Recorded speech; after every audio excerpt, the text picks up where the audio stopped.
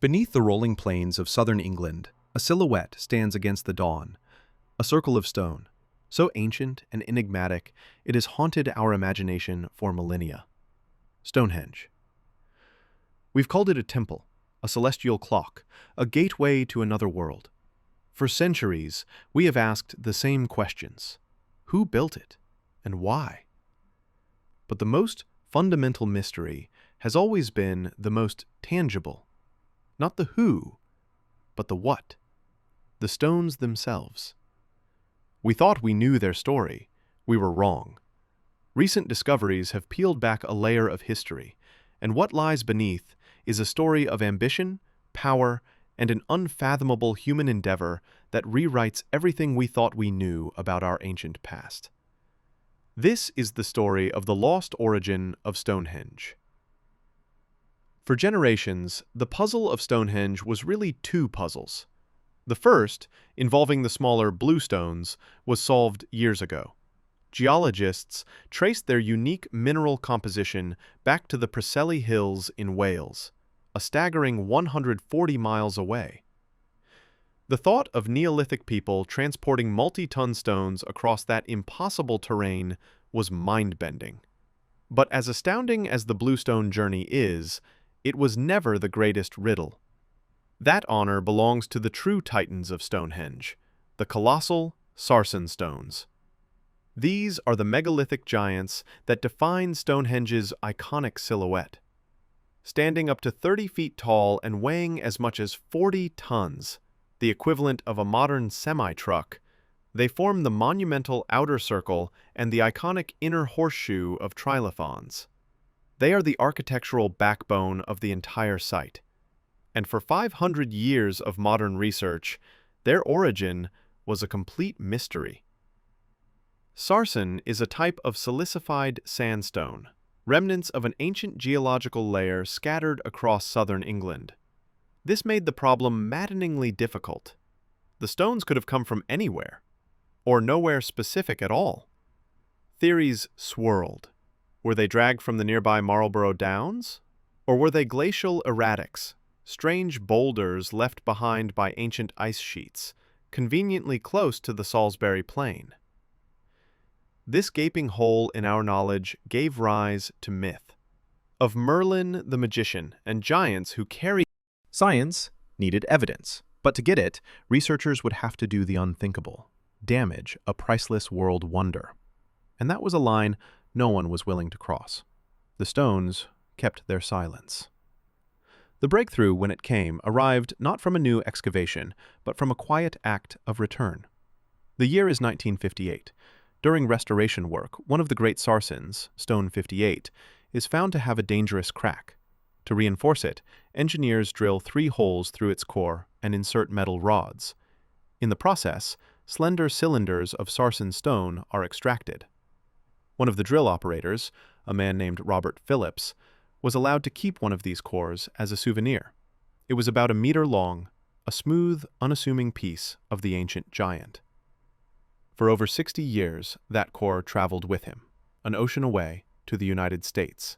It sat in homes and offices in New York, Illinois, Florida, a quiet witness to a world changing around it, while its parent monument stood frozen in time. Then, in 2018, shortly before his 90th birthday, Robert Phillips decided it was time for the core to go home. He contacted English Heritage, and the long-lost piece of Stonehenge was returned. For archaeologists, it was like finding a message in a bottle, sent across 6 decades. Suddenly, they had what they had only dreamed of, a pristine, unweathered sample of a Stonehenge sarsen, a geological time capsule, allowing them to perform a chemical autopsy without ever laying a chisel on the monument itself. The team at University College London had their key. Using cutting-edge technology like X-ray fluorescence and mass spectrometry, they could analyze the core's precise elemental composition.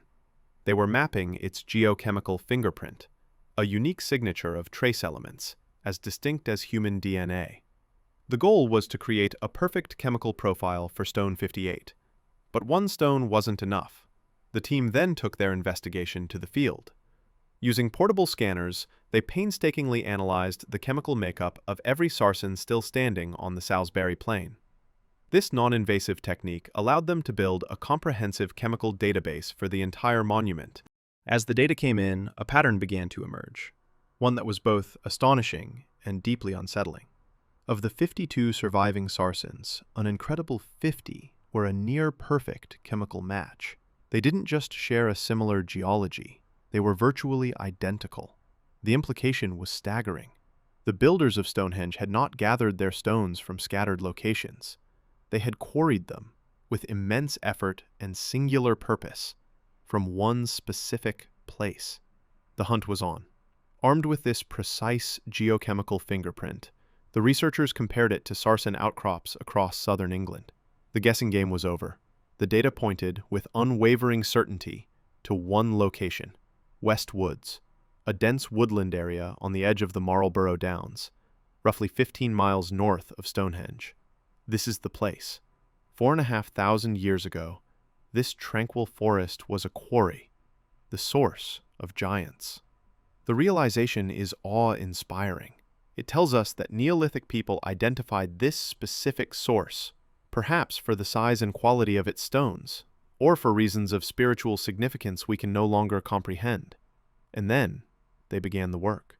Imagine the sheer human will to move a 40-ton block 15 miles across hills, valleys, and wetlands. Without wheels, without beasts of burden. Archaeologists estimate it would have taken more than 1,000 people to haul a single stone. This wasn't a project. It was a multi-generational obsession, a society mobilizing on a scale almost unprecedented in the ancient world, for a purpose so powerful it commanded the lives of thousands. They bypassed closer, easier sources of stone to come here.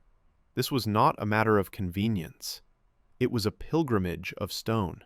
The choice of West Woods was deliberate, meaningful, and absolute. The confirmation of West Woods as the source was a monumental achievement, solving a centuries-old riddle. But in doing so, it revealed an even deeper layer of mystery, because while 50 of the stones came from West Woods, 2 did not. Stone 26 and Stone 160. Their chemical signatures stand apart. They are orphans, their origins completely unknown. Why? In a project defined by such incredible uniformity and planning, why this deliberate break in the pattern? Were they brought from a different, now lost sacred site? Were they remnants of an even older structure on the plain, incorporated into the new design? These 2 stones stand as silent reminders that for every question science answers, Stonehenge asks 2 more. They add an unsettling anomaly to an otherwise perfect picture of Neolithic engineering. A deliberate imperfection, or a clue we have yet to understand. The discovery of West Woods has forever changed our view of this monument. It is no longer just a mysterious circle of rocks. It is the final destination, the physical embodiment of a staggering, coordinated effort that speaks to a society of immense sophistication, organization, and profound belief. They were not just builders, they were planners, engineers, and visionaries, capable of mobilizing a workforce to achieve the seemingly impossible. They reshaped their very landscape, driven by a purpose we may never fully grasp. The stones have finally revealed where they came from. They have shown us the beginning of their journey. But the ultimate question, the reason why they were brought here, to stand in this precise formation, aligned with the sun and the seasons, that secret they still keep.